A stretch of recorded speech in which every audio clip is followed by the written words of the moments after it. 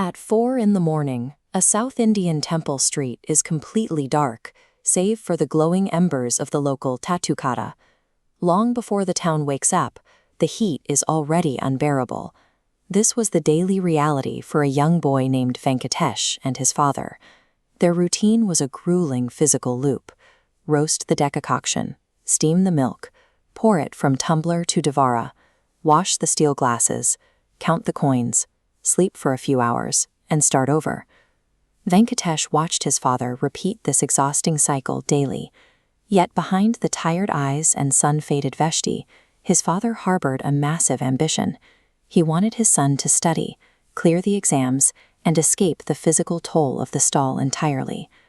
In a small temple town, social hierarchy is rigid. People expect the son of a coffee vendor to inherit the stall, pour the coffee, and remain in his designated class. Dreaming of anything else is treated as an offense to the natural order of the town. Venkatesh understood this, but he made a declaration to his father anyway.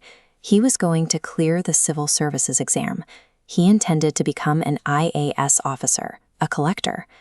The backlash from the community was immediate. Relatives and passing villagers would see him with a textbook and laugh. They told him to stop dreaming, put down the book, and go boil the milk.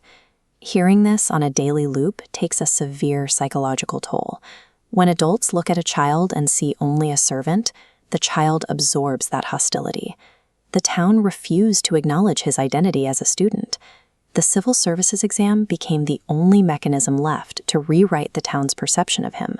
By clearing it, he would finally secure the dignity they had spent years trying to strip away.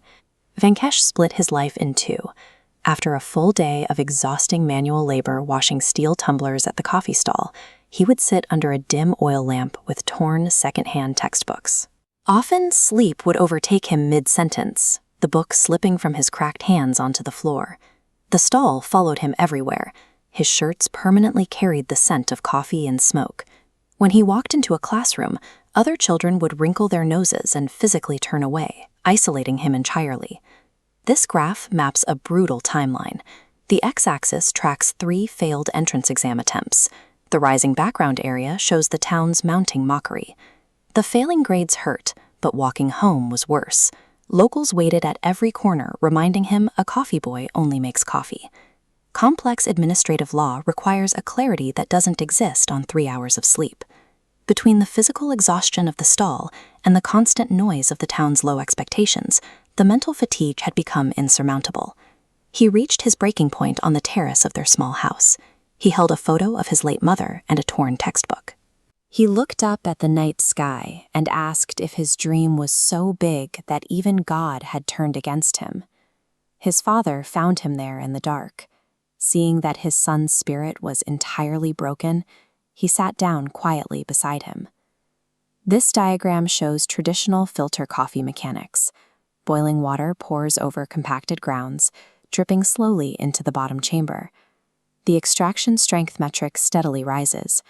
Rushing yields weak water. His father explained, "Life requires this exact patience. The longer it drips, the stronger it tastes."